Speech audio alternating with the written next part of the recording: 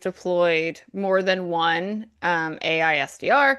And so somebody asked us this question the other day, and we thought it'd be fun to go through it live as well, which is, what are the top 10 things you should know before rolling out your very first AI SDR if you haven't deployed one yet? Please Or note maybe the this is call your is next being deployment. recorded. Or maybe this is your next deployment and you want to know what, tips and tricks to avoid and what to do to make it successful. So that's the context of today. We'll go through these 10 as always at our beginning. If you want to see some of the tools and agents that we use, they are on SaaStr.ai/agents. You can go there. We link to a lot of our agents that we use there. Okay. Without further ado, top 10 things to know before rolling out your first AI Please note the SDR. call is being recorded. And Hey, we'll go, Amelia, sorry, I yeah, know I just want to make sure this is good. Can we make sure it's streaming live? And is there any way we can silence the note takers? I just want this to be good content. it is streaming live. I don't know how to silence the note takers. Okay.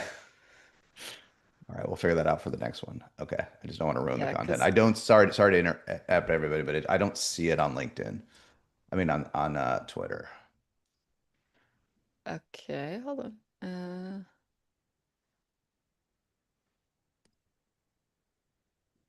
It says This streaming. meeting is being recorded by Update AI.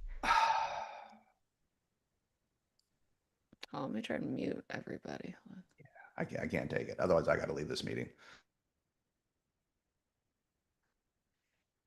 Okay, Jason, you're gonna have to unmute since I muted everybody.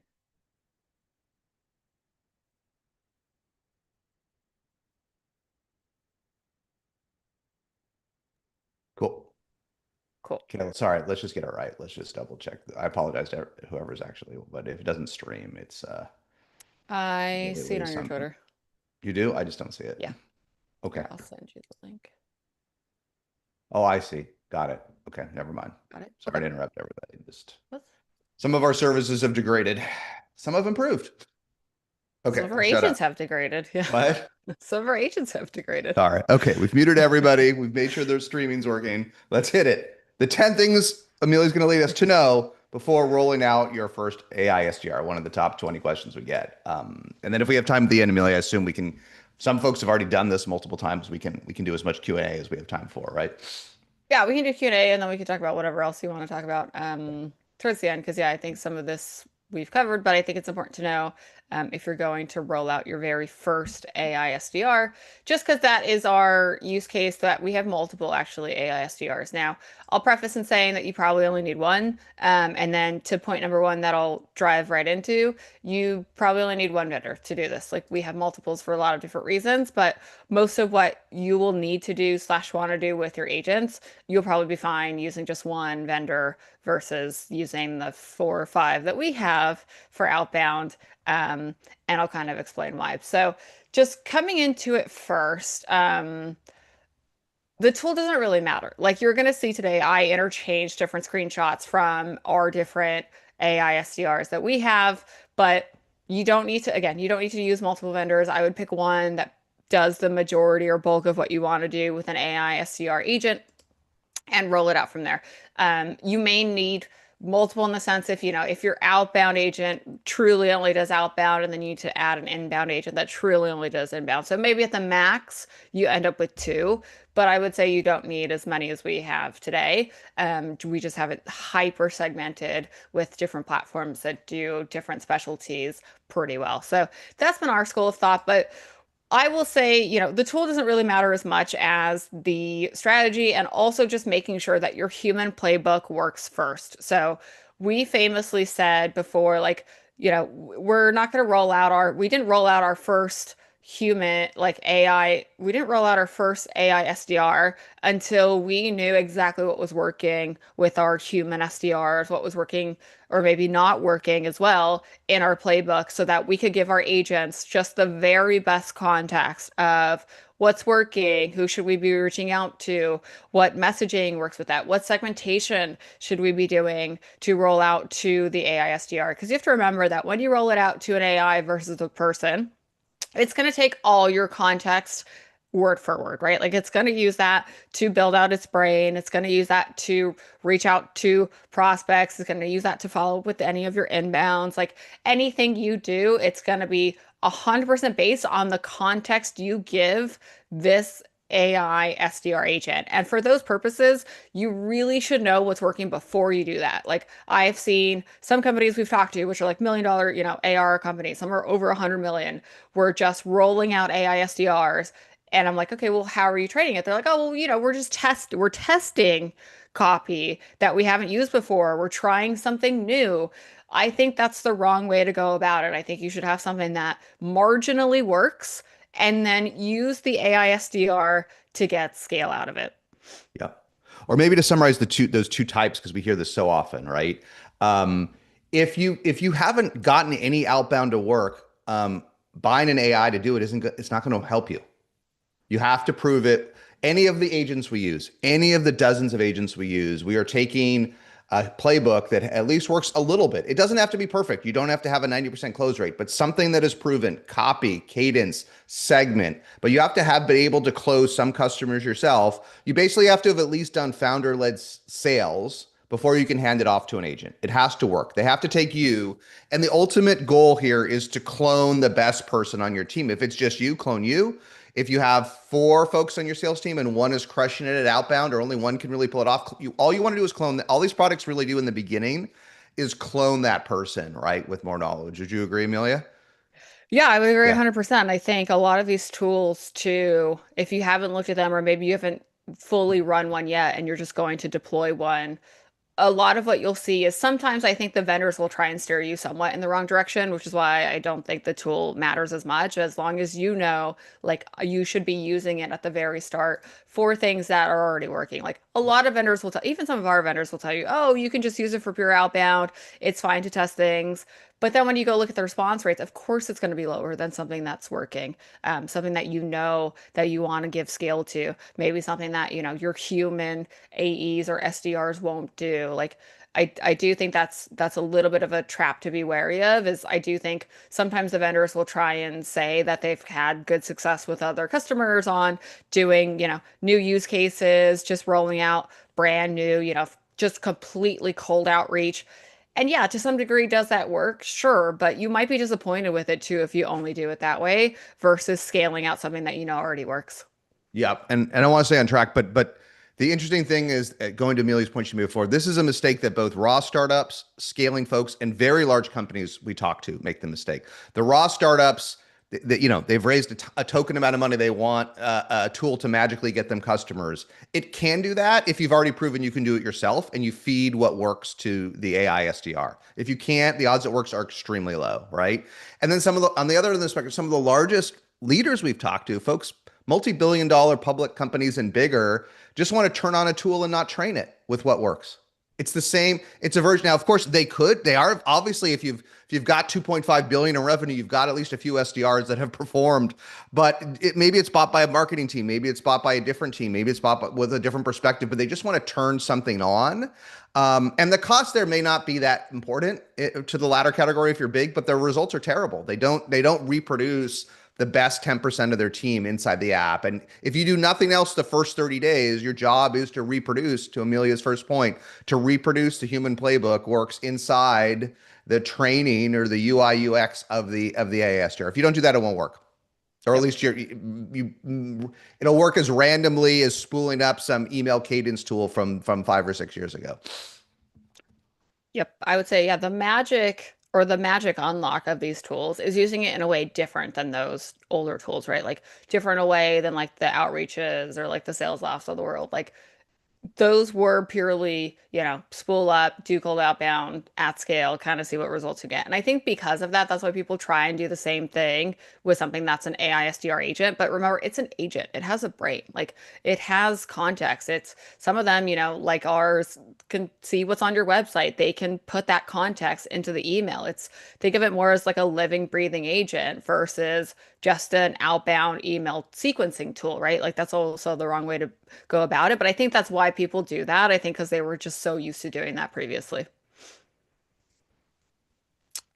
Number two, I would say if you're rolling out your first AI SDR, you know, a lot of folks I think get caught up too in deploying their first AI SDR and what are the use cases we're going to tackle, right? Like, I think naturally a lot of folks are like, okay, I've got outbound maybe it's cold outbound, maybe it's slightly warmer inbound, or for us, we all have leads we've never followed up with.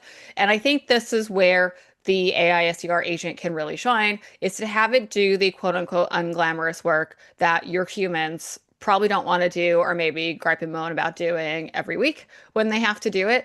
And so the nice thing about the agent is if you give them the right context specifically for these leads, so you can give it a set of context or prompting. The screenshot I have here is from Agentforce that's reaching out to prospects our human team had never followed up with, right? Where speed matters here, and because they had never done it, now we have an agent that just does it 24/7. It'll pick the best time to email this person because it lives in Salesforce. It can see their Salesforce contacts, and then it can follow up with them. Now the open rates have been pretty good on this, but also the meetings and booking rates have been a little lower than maybe some of our other AI SDRs, but that's because these were old leads. These were leads our team had never followed up with. So not only had it been a few more than a few days since somebody followed up with them. In some of these cases, it was more than a few weeks that nobody had ever followed up with them. So in this case, I give it a pass on that because of the set of leads that we gave it. But just know it's still a very good exercise to do. Like what we've gotten out of it has still been very useful for like reactivating folks, getting people like re-engaged with us, right? Sometimes that may not turn into a meeting because it is an old lead that somebody didn't want to follow up with, but at least now the agent followed up with them. Like we finally were like, okay, this person has gotten a follow-up, yes, from our agent, but they've gotten it in a way that makes sense, and is a way at scale where we could follow up with all these leads 24/7 and try and re-engage them versus just leaving them to die completely, right? Which is often the case before you have an AI SDR. Sometimes you have a lot of leads that just end up dying, or they time out, right? Because just speed to deal is obviously so important right now in the age of AI that if you leave them to time out, then obviously that can affect the entirety of the deal cycle and the customer cycle. So I think this is a great place where the AI SDRs can shine, whether it's inbound, outbound, or even just having an AI SDR that does ongoing customer engagement. I still see a lot of folks struggling to use their AI SDR for that, and we use it all the time, every day. Like I have agents that are just sub agents going off in our tools that are reaching out to current customers of ours, current sponsors of ours, to make sure they have everything they need. And it's such a great way to do it because, again, the agent is 24/7. It does it automated. It's not going to forget folks. Like a really great use case we have right now, for example, is I showed a couple weeks ago, I vibe coded our entire SaaStr sponsors portal. And what the portal and will do now is I helped build a little like custom micro agent for it where it will run every couple days. It will see who hasn't logged in to their clerk login when we've invited them to our sponsor portal. And then I'll just send them an email like, hey, you haven't logged in yet. Do you need help getting your login? Should I resend it? Things like that, things that we would normally have to do ourselves. And so again, that's a really unglamorous workflow, but something that is so perfect for an agent to just do on its own, and also low risk, right? Like it's just looking to see, have they logged in, have they used the product, have they used the tool, and then sending them an automated workflow on that. Again, fairly unglamorous, but something that we literally had to do this last year. Like I was telling Jason last week, like I was looking at the amount of hours our events production agency had done for January and February for this year for SaaStr annual that's coming up in May versus the amount that our agency had done last year in January and February for the SaaStr annual that was last May. And it's crazy because it was less than a tenth of the hours. Again, not that I don't still need people and I still need them to do some things that the agents can't do, like sometimes the agents just aren't good at, calling the food truck people. Like I need a human to still do that today. But it's crazy to see that like how much of that unglamorous kind of monotonous style of work or customer check-ins like that an AI agent can just do really well. Like not only has it saved us in raw spend with some of our, contractors and agencies, this I would say the sponsors are a lot happier that they have more regular check-ins. They get a response faster. They're getting, more proactive messaging from us to do things like log in, submit their brew graphics, things like that. Whereas back in the day, we'd have to be more reactive of, okay, who's late, who's missing, right? Because we were just trying to keep up with everything. Yep. And I know we have questions we'll get to at the end, but I think there's a good one. In terms of the use cases Amelia's talking about here: small accounts, churn customer follow-ups, inbound leads, re-engagement campaigns. For the most part, we are using the current 4 third-party agents that we use, right? We are using Agentforce from Salesforce, Yep. Qualified, which Salesforce is buying. We're using Artisan, which we use all the time as a core outbound agent. And recently we've used Monaco, which is a new hot one to do raw outbound. They've done most of this. The stuff Amelia's talking about that is niche but important to us, a sponsor portal, reaching out to those customers, reaching out to those partners proactively.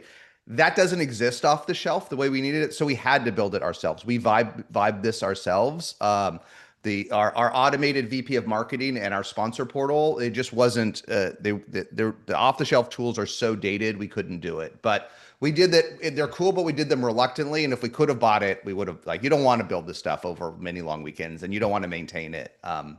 But just to highlight what we built and what we use, but we'd much rather buy. Yeah. We'd Much much rather rather buy. buy. We Yeah. did a session I think 2 weeks ago that we went over the 90-10 rule of how we determine how we build versus buy. Yep. If you want to hear our deep dive on that. And then to that point too, on our AI VP of marketing, one of the sessions we're going to do at SaaStr Annual during the Deploy Summit on Tuesday. So everyone's just going to show how to build their agents. I'm actually going to rebuild that agent live. So if you want to come to that, we're also going to live stream it, but if you want to come to that, I'm just going to rebuild what I did with our AI VPM completely live. So fingers crossed that nothing goes wrong, but I'm going to do that there to show folks how to do it. So that'll be fun. Okay. Tip number 3, if you're rolling out your first AI SDR, is to segment ruthlessly. And I do mean that word ruthlessly. Like, we do it to the point where, again, the tool doesn't even matter at that point. They all sort of function in the back end the same way. Having used, we use 4 tools in our daily rotation, but I've tried maybe over a dozen AI SDR tools. They all have some version of this functionality where you can tell it who you want it to reach out to, and then you can give it specific context for that segment versus giving it an all-in-one brain. It's actually something where, like, our inbound qualified agent, which is, becoming a Salesforce agent, didn't had kind of like a big brain, which I'll show you in this deck later. And then I actually started segmenting more with that one too. It was like, okay, well, in our inbound, we actually have so many buckets. First, I was like, okay, well, there's, they're inbound to the website, so I'll just consider that the inbound bucket. And I was like, no, actually, that's wrong. Like, we have folks that are inbounding and they're brand new to SaaStr. We have folks that are inbounding that came there because they saw an ad on one of our social media platforms. We have folks that are inbound to the website because they were a prior sponsor or they're a current customer. I was like, actually, there's a lot of buckets within inbound. So we've actually now even segmented our inbound agent, whereas I previously was only segmenting our outbound agent.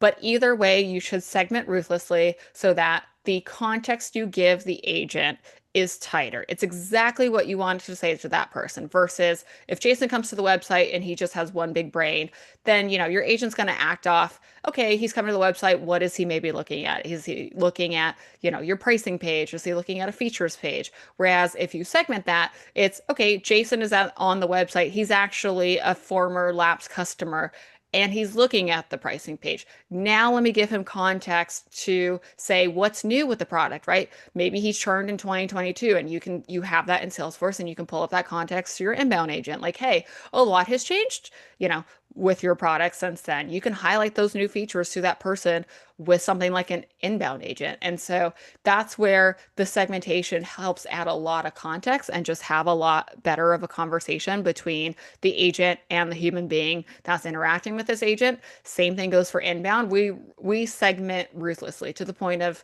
I am updating these segments literally every day.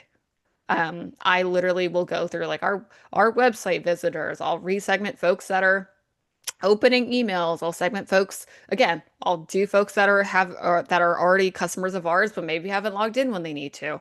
So I ruthlessly segment, and then I make sure that the context I give each agent is hyper tailored to that person, to that audience, to make it have a better response rate versus just having it be one big brain of an AI agent. And hey, Emil, just one question on this point. None of the AI tools we use today, which are all great, but none of them can really use AI to auto segment in a way that can deliver these results. Is that accurate? It's accurate with an asterisk of I do a lot of segmentation with Claude Cowork. like last night, for instance, But I if was I buy going, any of the tools we yeah, use or any of the tools we've tried, this screenshot is 9 segments, right? But if we're doing correct. 1,000 contacts, we probably have effectively 100 segments, right? And Yeah, so maybe not. Can it? But AI no, we do. should be able to build these on its own, right? In theory. But today, I'm just asking today, and all these products are getting so much better. But as we do this, no one can create these types of segments autonomously. That you have to sign up to do this yourself, like a marketing Correct. manager would, right? Yeah, you do. Yeah. Yeah, exactly. Like an ops person or like a marketing manager, you have to have the wherewithal to know to segment versus a lot of them by default to that point. Jason will do it just as one big brain. Like it'll say, Yeah. okay, just run one campaign and keep adding leads to it, right? That's the wrong way to go about it. Again, not that it won't work to some effective degree, but we have seen now because we've run these for 10 months now, it just works a heck of a lot better to have it segmented and have the context that you're giving the agent hyper specific to that segment. Okay, number four, and this is what we have found to be true kind of early on, but it's still true today, which is consistency beats brilliance. And what we mean by that is it does not need to be the best email on planet Earth, and you should not expect the best email or the best message if it's a messaging agent or the best text message or the best phone call.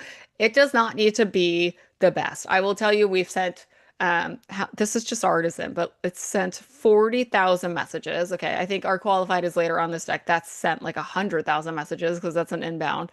So, and then with Salesforce, we're probably close to like 200,000 messages sent now. Will I will I raise my hand and say these are the greatest emails since sliced bread? No, of course they're not. They're at scale. Like our AI does a pretty good job and a solid output of what the emails are. And you'll see here like there's ebbs and flows in that chart, and that's because I'm reloading the agent, right? You'll see it spikes up every couple of days when I reload it because we hypersegment, and then it spikes down when that sequence starts to finish itself. And so again, just consistency here. And again, using all the points 1 through 3, right? Of like the very best messaging you already know will work, the very best subject lines, getting hyper segmented with it. And then when you layer in consistency, that will give you so many great results versus a human that is inconsistent, that maybe doesn't or ignores the training and context, right? Because when you're giving your AI SDR the training and context, it will remember it every time. Sometimes it will try and iterate it on its own, so that's something you need to be mindful of, to make sure it's not goal seeking too much, and it's still speaking to folks in the way you want it to. But this is something just to note here of the consistency that you're going to get with an AI SDR it's going to be worth the trade-off of maybe the email not being the most perfect email on planet Earth, but sometimes, perfect is always the enemy of good or even the enemy of just getting it done. Like I see so many folks that just have like AI SDR paralysis because they're like, well, I started using one of the tools you guys use and my output wasn't that great. It was okay. And I'm like, well, one, you could always make it better, right? Getting hyper segmented and then getting hyper specific with content. Use content that works and then see what you get. Like you'll probably get it to pretty good. And pretty good, I would say, is the bar. It does not need to be brilliant. It does not need to be the best email on planet Earth or even an email that you might write yourself. It just needs to be pretty good to get this person down the path you want them to go. Okay, number five is for us, at least with the amount of agents we have, you need at least one, but ideally two essential humans to run all this and to deploy your AI SDR. You can't have zero people, and certainly it's become harder for us even right now with like a lot of my time being split between act like SaaStr annual production versus like that was time I typically had spent before March managing agents. Even that has gotten like a little bit harder for us here at SaaStr. And so having zero point 0.5 of my workload is actually not ideal either, but the annual is a time sensitive matter. So just something to keep in mind here is ideally you need two folks internally to run this.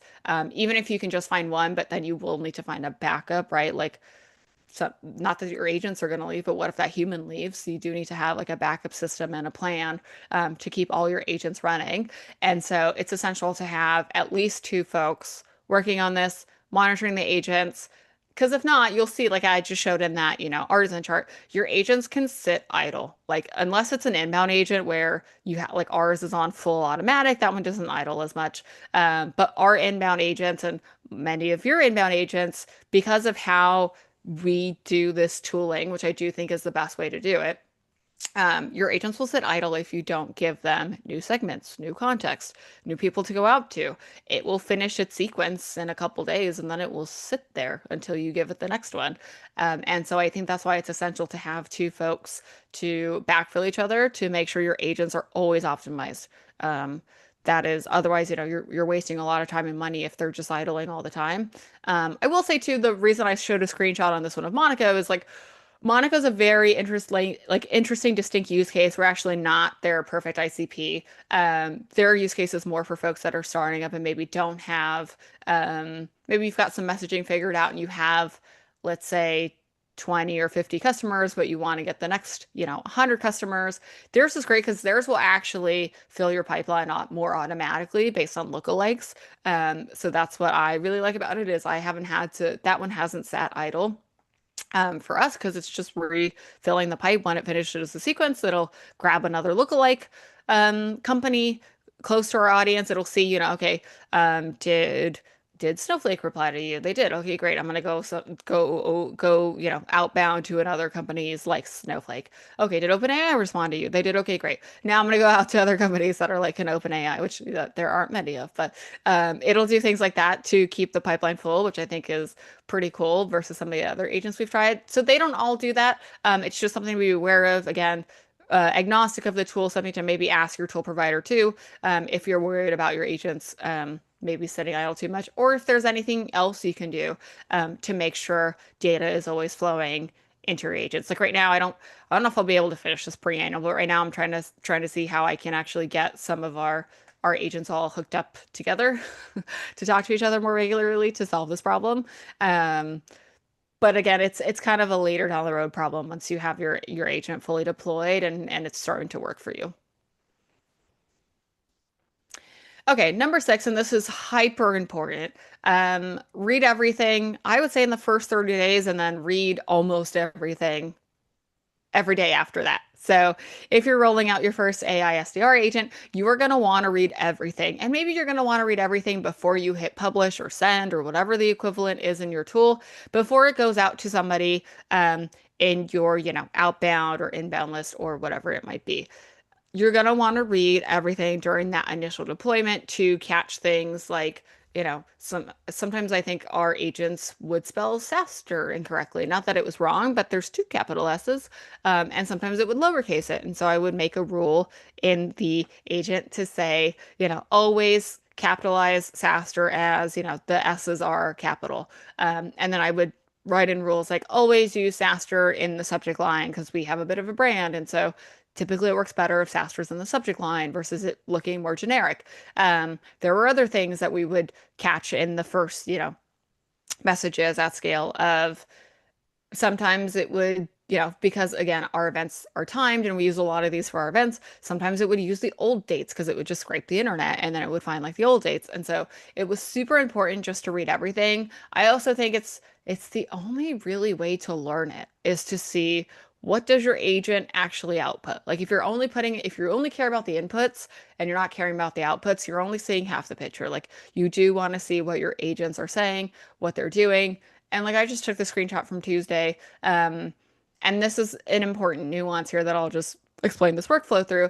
This is from our qualified inbound agent. Somebody was asking about um, adding an additional ticket to SaaStr Annual later this year. And this is again not a hard conversation for Amelia AI or inbound agent to answer, but just a nuanced one, right? Because it requires knowing, okay, who is this person? How many tickets have they already bought? What price did they buy it at? Because then they need a retroactive discount. So basically what it is the agent asks them those questions. It looked it up, to see if it was in Salesforce. Asked them a few clarifying questions of, okay, like, is this third person from your same company? And then, great, like, what's your email address? Because then we can send you the code for it. And so, again, fairly hyper nuanced, but something that we read through and we go through just to see where our agent needs help. Even still today, like even 10 months later, I am still reading things that our agent is doing to make sure it's accurate, to make sure it's what we want it to say to folks, and to make sure we're represented in the right way with our agents. Also, because so many people see them, that it's also just good to make sure it's saying things that are accurate and not going off the rails, right? Again, rarely have our agents gone off the rails or hallucinated stuff, but they have. It happens every now and then. And so for me, it's something where every day I'm just, even if I only have 10 minutes, I'm just doing like a speed run to be like, okay, what is our inbound? I'll just go through like a couple inbound conversations, see if I spot check anything. Same thing, I'll go through our outbound agents. I'll see if I see anything in their messages that's maybe off or maybe needs a tweak. And then if there is, then I'll just add that to the AI's context so that it's continually improving with you, right? So that's something you're gonna have to do ongoing, no matter what. I would say a heck of a lot more in the early days, but you're still gonna have to do it every day after. Okay, number seven, if you are deploying an AI SDR your first time, would be to budget at least 2 weeks of RAM time. Sometimes specifically two with an outbound agent, they can take a little bit longer, especially if it's warming up anything like specific IPs or domains or dedicated email addresses. Sometimes that process just takes 2 to 3 weeks in and of itself, regardless of the tool you use, regardless of what you're going to do next with it. Sometimes they just have that built-in RAM time. And then the other factor of the 2 week RAM time is nothing is set and forget. I know even some of our vendors, I think sometimes are guilty of saying things like this. And if they give you an FDE, sometimes it's a heck of a lot easier for sure. But as you've just seen in steps 1 through 6, nothing is ever truly set and forget. You do need to make sure you are constantly checking in on your agents. Again, a lot in the beginning and still ongoing every day thereafter.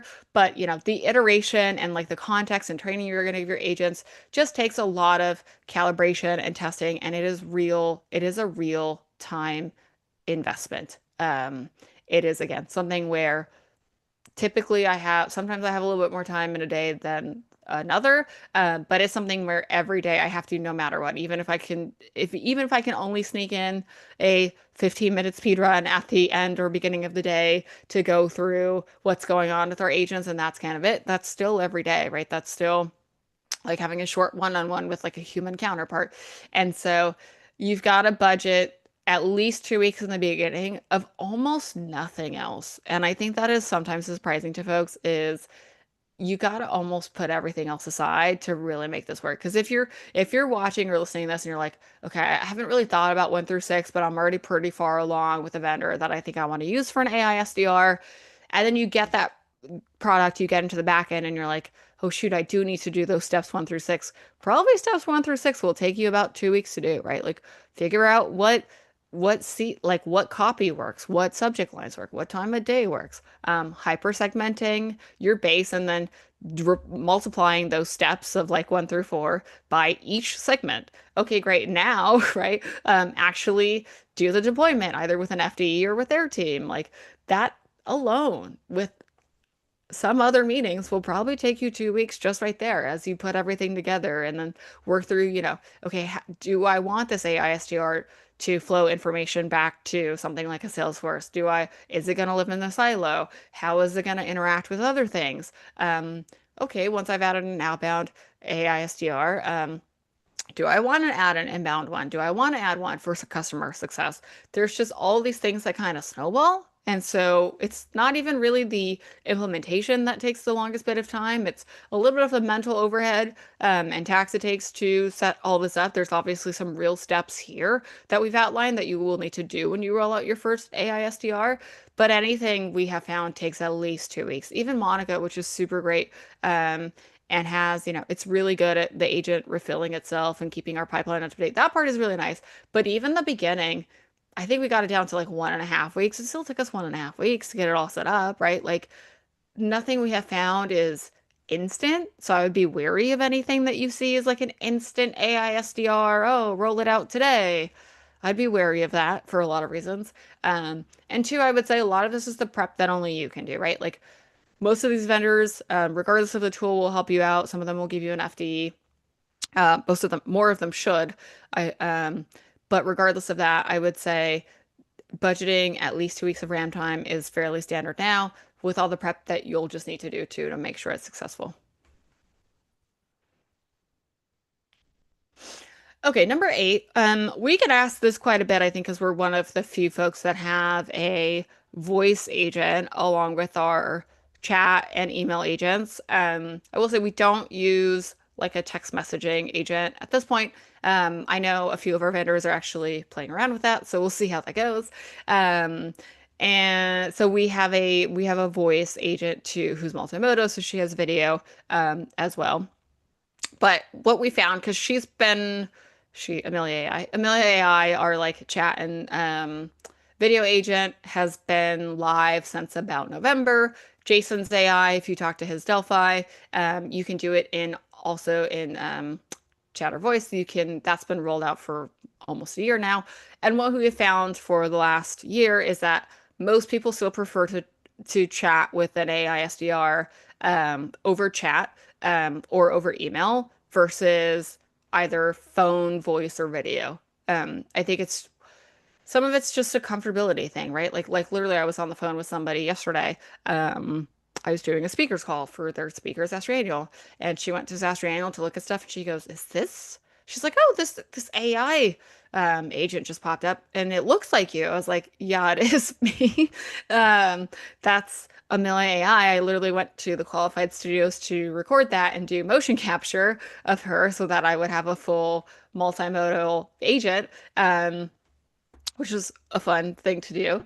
I was like, but still, most people want to talk to her in a chat format. I was like, some people do like the video because then, you don't have to type. And some folks really like that they feel like they're actually talking to someone. Um, a few of the folks who talked to Amelia AI before our London event came up to me at our London event last December, and they were like, "Oh, hey, I talked to Amelia AI. I had a conversation with her." And I'm like, "That's fantastic. That is exactly what it's there for." She's there 24/7 to answer questions, to route people, to just be helpful in a way that no human can be because she's on 24/7. So it's nice to have an extra layer where if people want to interact with her video, they can. And I think the important learning here is let people pick.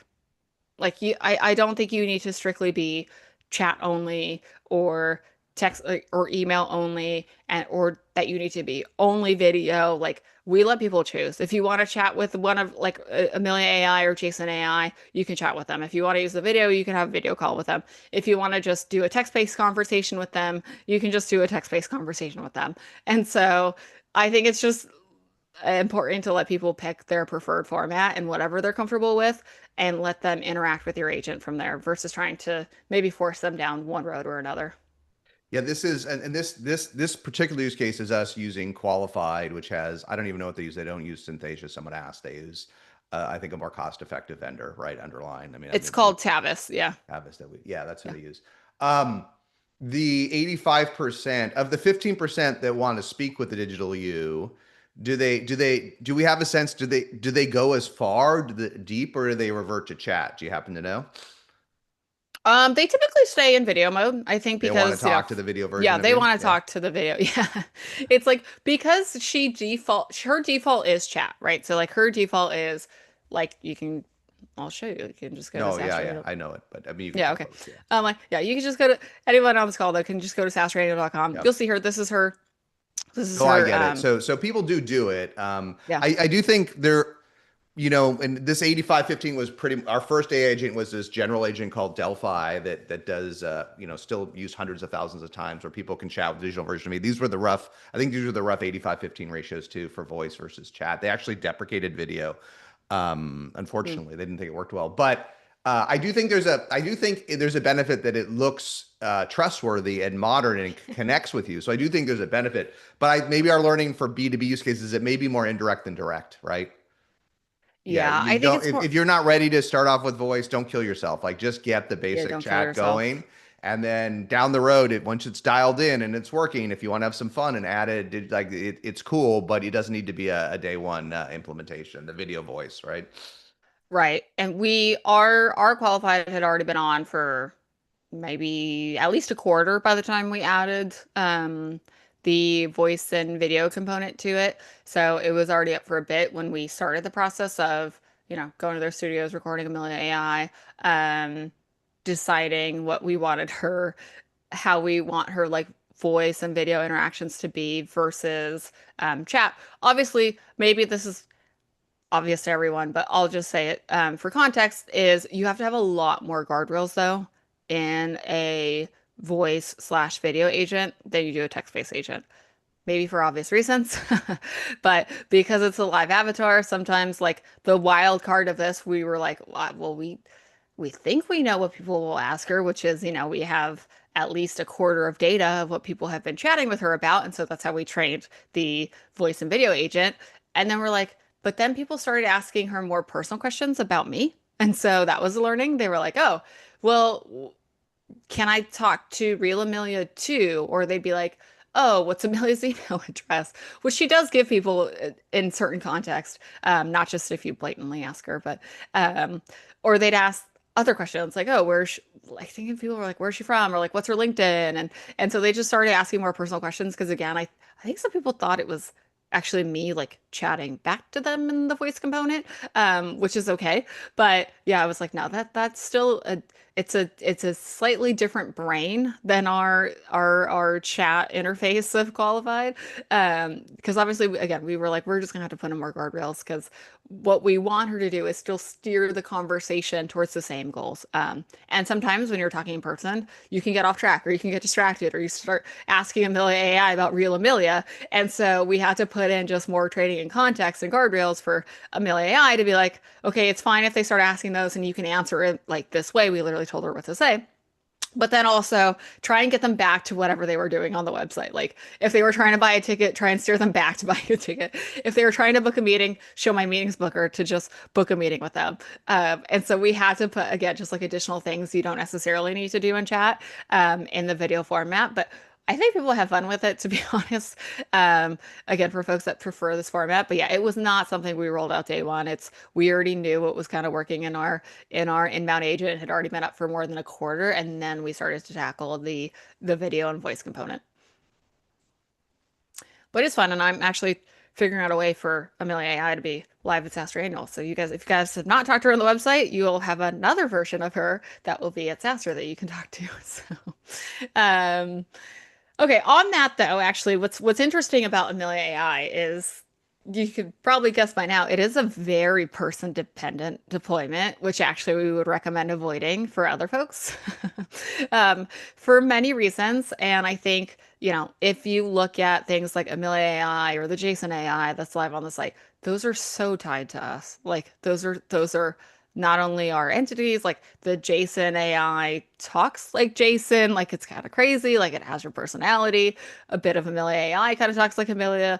It has obviously video that I captured that was me. And so I think having these implementations that we have, I'm not sure actually that you should do that unless asterisk like us, you're right, you're on the exec team, right? Like you're either the founders, you're invested in the business, you're on the exec team, and there's less of a risk to do it that way. But I would say, I famously roast Qualify for doing this all the time. Like their Piper agent is based on one of their original AEs who's still there now. She's like been promoted. I'm like, but what if real Piper ever leaves? Like, I actually don't even know how that works. Of like, do they have her likeness? Because it's also on billboards, like it's on their website. Like these are just things you may not have thought about yet in a very person-based deployment. Where if there's any chance that person might leave, obviously there's some inherent risk in that. Now, you can do things to obviously safeguard yourself from that if there's somebody you really want to base your AI agent on,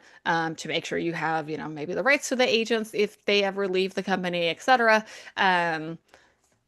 That gets tricky. Obviously, there hasn't been like rulings on that kind of stuff yet. That hasn't happened yet in real life. So we'll see whatever happens with that down the road. But just know it's kind of tricky when you build these agents so closely um, deployed on persons and personalities, right? Like our personas are tied to these two agents that we have live on the website. Um, and so I would say that's something that's a risk there, but also it's a risk that like a lot of what is running Amelia AI, like I think David from our sales team has logged into Qualified once to set up the meetings booker in his calendar, and the other day we logged in for maybe the second time in 10 months so that he could adjust his calendar settings because he had it cutting off too early in the day. But other than that, I'm like he doesn't have like that tribal knowledge that I have of I know who our FD is at Qualified. I know who it is at Agent Force. I know where to tweak the context. Like again, having person dependent. Maybe it's obvious, but you can quickly fall into a trap here if it's too dependent on one employee's maybe voice or knowledge of the context that's being fed to the agents, etc. And then I just put some screenshots here of like this also becomes obviously more of a risk the longer you have an agent. So now that our this these screenshots are from Qualified, but you can see like even on March 10th, I didn't scroll down all the way, just between, 9 a.m. to 10 p.m. Those are Amelia video chats. That's just video. There's more than a whole page. That screenshot's maybe 20 deep, and then there's the rest of the page before 9 a.m. Like, so my AI was shown to maybe 30 people in that day, right? That becomes risky if you're like, okay, what if that person ever leaves? But now 30 people have already talked to her AI agent the whole day. Plus, in the entirety of time, if you actually look at our whole funnel, we've had more than 1.5 million sessions just overall, just in Qualified, not counting our other agents with, text-based communication or video communication.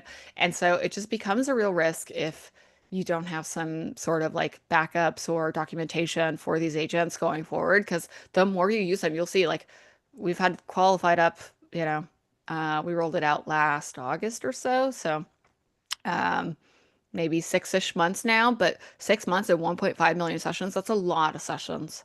That's a lot of exposure to and not only an AI agent is it a lot of exposure to, but it's a lot of exposure to an agent that's dependent on not only Amelia AI being Amelia, but real Amelia giving her context and making sure she has all the right data to push back to folks. So it's a lot.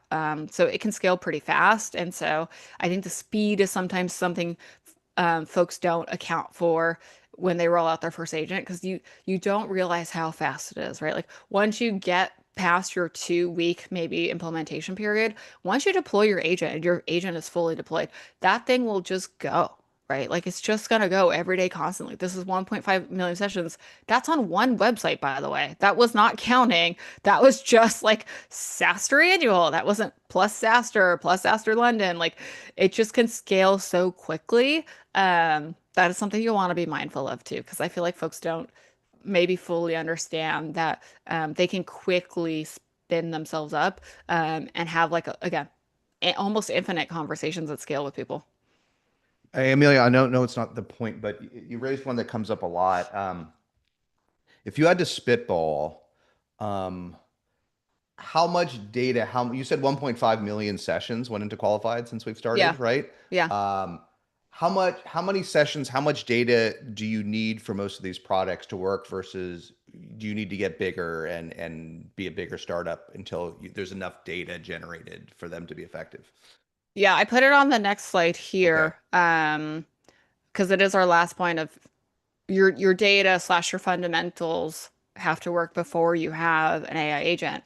Um, Qualified in particular, just on this agent, you can see it scrapes our website every couple days. So every couple days, and you can force it, like you could do it every day, but I have it scraping SaaStr.com every couple days. SaaStr annual, I think once a week. SaaStr London, I think I turned off for now because we're not promoting that event at the moment. Um, and then you'll see I also have like custom snippets I've uploaded, custom PDFs, custom Q&A that I've loaded into it. So it now has altogether, it has almost 6,000 pieces of context that it's working off of. So that's a lot. Most people don't have 6,000 pieces of content or context to feed the agent. Um, I would say a bare minimum, if that's the question. Um, Again, I would focus on what works, but you're going to quickly find with any agent you roll out, whether it's sales or an AI SDR or not, you need more data than you think you have. Even for me, I've needed more data than I thought we had, and we had a lot of data. Case in point, like these agents have to answer questions. And if you want them to answer questions autonomously, guess what? You have to do a brain dump and say, okay, let me answer all the questions I think a customer would ask if I haven't documented that yet, which I think most people haven't, to be honest. Maybe some of you have, but it just becomes this snowball of almost every day you're going to find a scenario like that where you're like, oh, folks are starting to ask my agent about XYZ thing. So now I have to train it on that. Oh, now they're asking about, maybe this particular product feature and I don't have documentation about that. Now I have to make it, then give it to the agent, then let it deploy. Um, Yep. You definitely yeah, need the so documentation. If you had to spitball, how much traffic to my website for something that relies on inbound and data capture, how much traffic do I need for my website? And for an outbound agent, how many at least slightly qualified leads, folks that took an act that you've collected, how big a list do you have, right? Have created to feed it for both yeah. those inbound and outbound actions to be effective. Yeah, I would say for the inbound piece for like website traffic, because a lot of this is obviously based on our website traffic. I think if you have less than, let's say, 10 to 20,000 visitors a month, it's probably not worth it. But Um, that's a lot for a startup. it's a lot, I know. Yeah, 10 to 20 people, everyone kind of exaggerates, see I Cluely, know. but not a lot of folks have 10. Folks might not to your marketing site, right? You Yeah, might not have 10,000 visitors for your first 18 months as a startup, right? It's right. entirely possible. So you would Yeah. pass, or you would just pass you wouldn't pass for outbound necessarily, but you would pass for I something would pass that for inbound. manages Yeah. inbound, like a qualified, the way we use it, you would pass until you're bigger, right? 100%. I would pass if you have less than, and I know 10 to 25K seems like a lot, but honestly, we have more than that. And if you look at specifically at our, web, obviously we have 1.5 million sessions just on one website in 6 months. So we have a lot more than that. But if you look at how that funneled down, right, of what it does with people of, okay, how many completed conversations does it having? Now, how many, a million AI conversations is it having? Then how many, this and that, and how many meetings were booked? Like, that all obviously dwindles down the funnel. And so I think if you don't have that volume at the very top, you're not going to get the results you want at the very bottom. Okay, just a challenge and then summarize what you've learned on outbound. So that makes Yeah. sense, but let's imagine I have no humans responding to my website to any leads or outbound. Do I really need 10,000 visitors a month? Uh, do I mean and maybe we do for some of the tools we use, but I'm not intellectually it makes sense. There's a different level where going to some of your earlier sites, if it's just not getting done, I want an Yeah. agent that is available 24/7 to answer prospects and customer questions, right? Even if I don't have the volume. Yep. But maybe that's a different question. No, that's okay. I think it's a good nuance. I would say that's maybe the ideal volume, but if you don't have that and you do want something where, again, getting it done is better than not having it at all, then just do it, right? Like if you if you have any inbound volume at all, but you don't have the traffic, just do it. But if you're like, I'm in a boat where I don't have the volume and I don't have the volume of traffic and I don't get a lot of inbound anyway, then I think that's maybe a slippery slope to thinking, oh, maybe an AI SDR will fix it like magically for an inbound agent. Like it won't if there's truly if you have like a double handicap there, if there's not enough something going on there, then maybe focus somewhere else. Yeah, maybe focus on outbound first, or maybe focus on current customers first before you tackle inbound. Got it. Outbound is interesting. I would say, I like to keep ours hyper segmented, but if you think about just the pure math, right? Like I keep ours to about 1,000 or so per campaign. Um, and then let's just say a campaign takes about a week and a half to run, right? Because it's going to do a first email, then it's going to wait a couple of days, then a second one, then it's going to wait a couple of days, and then send a third one. That is like our cadence that we do with most of our outbound agents. So if 1,000 people take a week and a half, then you could do it in a month with like 4,000 people, right? Because if you're doing just at the bare minimum, let's say one sequence and you're loading it up once a week, you let it run for a week and a half, then yeah, I would say you could probably do it with like less than 5,000 contacts. I think the issue people run into is after the first month, they're like, what do I do now? They're like, I ran through a lot of a lot. I had this list of like 5,000 or maybe 10,000 people I want to go out to, and then after a quarter, I exhausted all those leads. So I think the Drew magic actually on outbound is not figuring out, it's just continually figuring out who you want to reach out to. Whereas like I have almost endless folks I always want to reach out to. Um, but I think for startups who are maybe starting out, you may not have that, right? And so it's just something to think about with an AI SDR is like, are you going to be able to continually feed it? Just like you would a sales team, right? Like you used to have to feed humans leads all the time. The AI SDR is no different. You got to keep feeding it leads in this, not only the same way, but more, because actually humans are way slower at outbound Way slower. than Okay, way, so just way walk me through slower. this though. Let's imagine you're a startup, but you're not, it's not day zero, but you're only at a couple million revenue. You have a small list you've built from inbound, right, from your website, and then you're using Clay or other tools, and you're kind of hand building a target list, right? Is that going to work for a sort of a pre-brand startup? If I build up a list of a couple thousand folks from an enrichment tool, do some of these tools do it themselves? Like, will they automatically build the list for you? How does that work if you don't have a massive list already? Yeah, some of them are really good at lookalikes, right? Like Artisan has a lookalike feature, Clay has a lookalike feature. Like if you have, let's say, a list of just 1,000 people, then build lookalikes all day long. Like I'm not at that point where I want to like you saw Monaco's doing it for like new target accounts. But for the other stuff I'm doing more manually. Yep. I don't do lookalikes at all. But if you're not in that boat, then use lookalikes all day. Like they're pretty good at it, right? Like the Monaco one's pretty good at it. I've tested it more recently in Clay. It's pretty good at it. Like I think I was telling you, like I gave it a list of folks who came to our CMO summit last year, which is like an invite only thing we do as part of SaaStr. I said, for this purpose, actually, give me a lookalike of CMOs because I only had like a list of, okay, the top 1,000 CMOs that I had narrowed it down to from like past CMO summits, CMOs in our database. You know, you have to be over like 40 million. So it was a smaller pool than just our whole database of CMOs. And then then you also had to be at, a somewhat agentic company. And so for that purpose, I was like, give me a lookalike because my list is less than 1,000 people. And I want people who look exactly like this ICP already. And then I sent it out actually last week. I happen to use Clay. You can use whatever vendor you want to do your lookalike. I happen to use Clay. And we had actually doubled the amount of CMO Summit attendees in a week just by using a lookalike. So I do think the lookalike audiences for outbound can work pretty well if you only have like a set of 1,000 people. Just make sure you give it 1,000 really good people.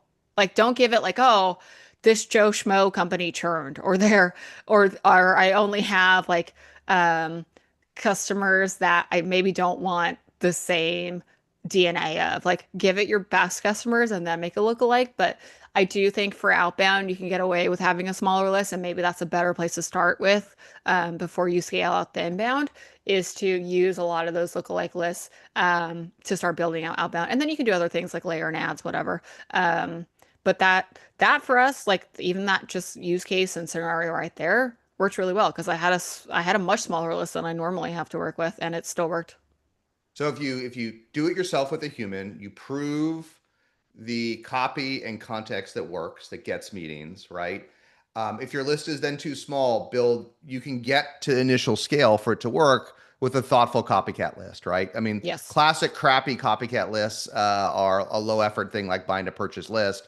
But if you spend Right. the time to do it right, you really target the ICP that works and then customize the copy. That's a hack to getting scale if you don't have it yet in the early days, right? Is do It's the a hack. copycat really well. But to your point, like I think when I had Clay copycat it, it gave me like 2,500 more CMOs, and I was like, that's probably too many. Like, so I went through it one by one. It took me a couple hours. I think it was Saturday. I went through it one by one while I was watching something on TV, and I deleted all the people I didn't want because I was like, you know what, the list is pretty good. but there's like 2,000 people here I probably don't want. And so like so I deleted a bunch. I like hyper pruned it to get it to the best quality. But then, that's how I doubled our doubled our attendees for that particular thing in a week. So it can work really well, but yeah, it does take some time to go through it. And like I literally like there were companies I hadn't heard of. I was like, I'm gonna click them, make sure they're an AI, make sure Yep. their revenue is right, like double check it's the right person. Click their LinkedIn and make sure they actually work there. Like that can take for a list of 2,000, that can take a couple hours. And I did nothing else for those couple hours, but it did work, right? So I think if you're willing to put in the work, that's a good hack. Okay, do we have, I know we're over and people will leave, which is fine, but do you have 10 more minutes? I can ask you there's a few good questions in the chat. You want me to ask you Yeah, them let's do to, it. to wrap up? Yeah, yeah, This let's do one's a it. good basic one. I think this was great as is. How many people and visit and leave when they realize they're talking to an AI agent? And in prior sessions, you've presented some rough data that says we think people prefer to talk to our agent in many cases, right? Yeah. But what is how many leave the chat or interaction or digital Amelia digitalization when they realize it's an AI? At least a couple people a day. Yeah. Do they ask to Um, talk to a human? Is this a big deal? No, they just asked to talk to a human. So Yeah. I'll go over an inbound case and then I'll go over an outbound case. So in our inbound, it tells me immediately because I have a Slack set up. Like it Yeah. will tell me immediately in qualified if there's somebody who's asking to talk to real Amelia. If I'm in a meeting, I will say give them my email or whatever, and I'll talk to them later. I can't talk to them right Yep. now. Like Amelia AI could, but I can't come to the phone right now. Um, and and then there's a couple times a day I'll see at the end of the day, like I have it, flagging of like if there's a trigger of somebody got frustrated. It's funny. Like first I started out with like, oh, I'm gonna flag in our inbound agents when people say something good. Now I'm like, no, I actually just want to flag if they say something bad because then I need to take an action. If they say something good, great. Like I don't even care about that anymore. I actually only care now if they say something bad or if they need an escalation and they still need help. So now I kind of swap those filters. Um, but it's pretty funny. So at least a couple times a day, I'll get somebody where either they had an escalation or they got frustrated talking to the AI. Um, and then I think I said this to you a couple weeks ago. There's also this weird mix of people who try and trick our AI now. And I don't know what's up with And that. all the way to prompt injection and everything. Everyone Yes. tries to break them, right? Yes. And so that is a weird phenomenon where I would say in the last couple of weeks that's picked up more. I see more of that in our agents across the board. Um, so I don't know who on social media started that trend of like, hey, if you're talking to an agent and you can't get what you want, try and like break its prompt or break its brain. And I'm like, one, that's not very nice. Like, I know Amelia AI doesn't have feelings, but real Amelia reads the Amelia AI conversations and she has feelings, and that's not very nice when I read those. So those ones I will delete. Like it'll send it to me and I'll see somebody try to break the prompt and I'm like, I'm just gonna ignore that person. I'm sorry, but like I'm not gonna garner a response when you are rude to my AI, so I'm just not gonna respond to you, which is my right as a human. Um, but yeah, I would say, I could probably count on my hand though the amount of times our inbound agent flags in one day that it needs a human or somebody got frustrated by it. But yeah, I would say lately, it is this weird trend that people get frustrated because they try and prompt inject it and then it doesn't work. So then they get really mad. But for the most part, 99% of people are happy to talk to Amelia AI because we're busy. Like I can't come answer your questions about tickets or where the hotel room block is or when does the ticket code expire or when do prices go up and what's the next price and where's the venue because I forgot even though we told you 1,000 times. Like most people are happy to have that answer in real time or they're happy to also book a meeting with like me or David in real time. They don't have to go back and forth with a scheduler. Like again, 99% of folks are happy. Maybe 1% slash a handful of folks are mad on the inbound side. Now, on the outbound side, I probably at the same degree, I can count on one hand. I will get an angry email per day of hey, stop emailing me or this email wasn't very good. um, but on the flip side, I also get a handful of emails every day that were like, thanks, this was such a good email. What do you use for this? That's so those really balance out at the end of the day on the outbound side. Um, for the most part, again, 99% of folks, though, happy to have the information and the emails all in real time, even with an AI. Yeah. Yeah, I think we can wrap there. I think that's a good question. A lot of folks have fear that people won't talk to the AI. There is maybe Amelia, I think you hit it, but if you could add anything else, then we could wrap. There is some sort of line, a quality line, where an agent adds more value than a mediocre human. We've talked about that. It's not the best. It doesn't add more value than talking directly to Amelia or me or David. None of our agents actually are that good today for the most part. They should be maybe toward the end of the year, but they're not as good as talking to three of us. But they are better than talking to a decent human or a mediocre human. They just know more. So what we found is it might be hard to quantify that. Maybe it isn't, but if you get above a certain line, if you invest the time to train your agent, if you read the email exceptions every day, if you upload all the documents, you're going to find this concern that folks don't want to talk to an AI is misplaced because the interaction will be better than a mediocre human. And just it's I don't know if it was in these 10 points, but in some ways you're competing with mediocre humans here on this whole AI SDR journey. Again, you're not competing with the best SDR you could hire in the whole world, but the best SDR in 6 months wants to be an AE.